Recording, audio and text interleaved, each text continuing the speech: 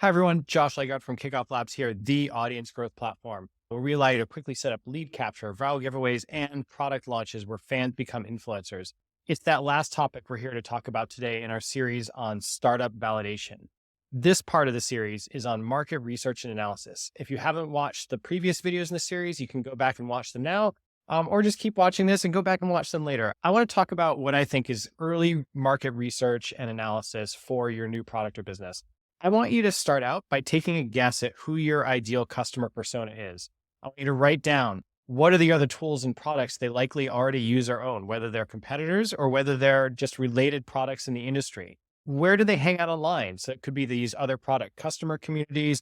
It could be Facebook groups. It could be Reddit forums. It could be private communities online. What newsletters or blogs do they read? I want you to write that down. And then what industry influencers would they follow? So if you were a fan of this space or a super customer in this space, who would you follow in the industry to learn more about the industry? So it could be you. Maybe you are that industry influencer, in which case, kudos, you've got a leg up on the rest of the audience creation part of it. You've already built a little bit of an audience and you want to expand it. But if you are not that influencer, who are the influencers? And I'm not just talking about Kim Kardashian. I'm talking about all the little micro influencers. You might have a list of like 20 influencers in industry of people that have 1,000-person newsletters to 5,000 followers on threads or in a Facebook group. And so you want to write all those things down. And then you also, if you haven't already, you want to make it part of your routine to start hanging out in those communities, the places where those influencer groups, where the customer communities are, and just start hanging out. You're not going to be pitching your landing page yet. You might put in your signature.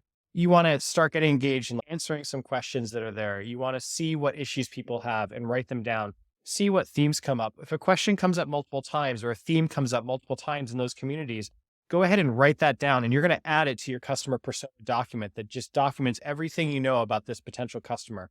This information is critical. The reason you want to gather it is because for advertising, you want to be able to target as closely as possible so that you can be as efficient as possible in your ad spend.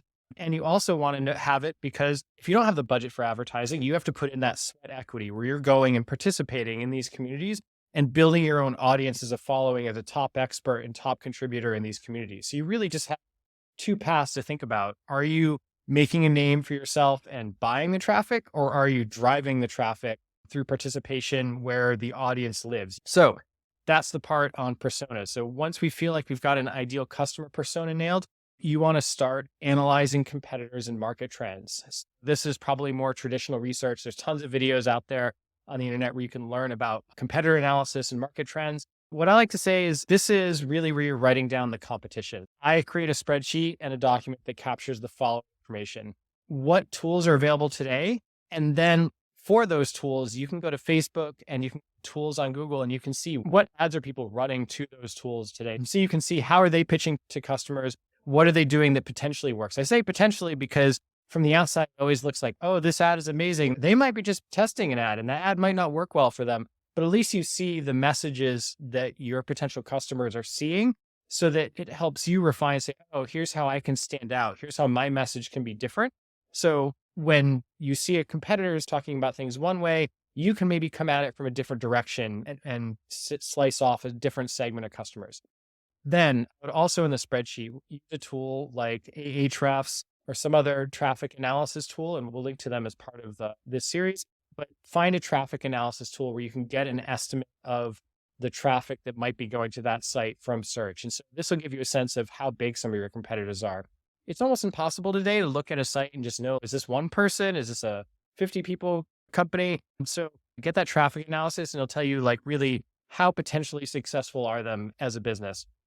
The next thing I would do, use a tool like LinkedIn, see how many people work there. So I mentioned, is it one person? Is it 30? You'll be able to get the sense of the scale of the company and the scale of the competition. And this just helps you understand where they're at in the industry and what you need to do to compete with them in the space. The next thing on the spreadsheet I would put out is a listing of all the pricing levels and key features and differences in their pricing plans. If we're talking about a SaaS platform and there's multiple pricing plans and they've got pricing levels listed, you should write them down and what they think are the key differentiators between their plans. If a product doesn't have pricing levels listed, you can typically find that because at that point they're large enough where they probably have enterprise customers. You can usually go online and just search for like typical pricing for this product or typical enterprise pricing. And you'll find some answers for the competitor about what, range they are charging, likely charging. Everybody's slightly different. The next thing is, where are their customer communities? Do they have a Facebook group? Do they have their own forums? Do they have a blog? You should add that to your list of places where you are hanging out, because again, you're going to see the conversations that come up. You're going to see things that come up. For example, I was looking at a tool to compete with a tool like Buffer, and went to Buffer has a Discord. And so we went to the Discord community and we said, hey, what kind of conversations are going on? And it was amazing. It's like every third conversation was from an agency saying, how can I segment my different brands that I manage? But every other tool out there is still just saying, we let you queue up social media posts, but nobody is pitching specifically to agencies. That would be an opening for a tool to come in and say social media management for agencies, and take off that bit of the market, which is frustrated with all the other tools not able to meet that need. So you can learn a ton of information. You might even find out what the key differentiator is in your product by participating in these competitor communities. And you don't even have to answer questions, just lurking there. You can learn this information from them. It's valuable, worth your time. Go ahead and do it.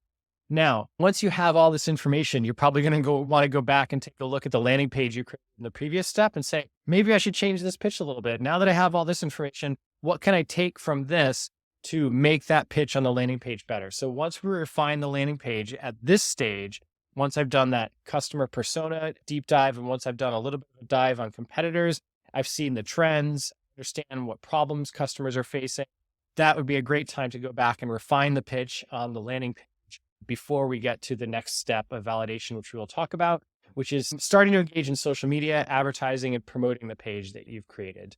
So we'll talk about that in the next video. Hope to see you there. Subscribe to Kickofflabs on YouTube.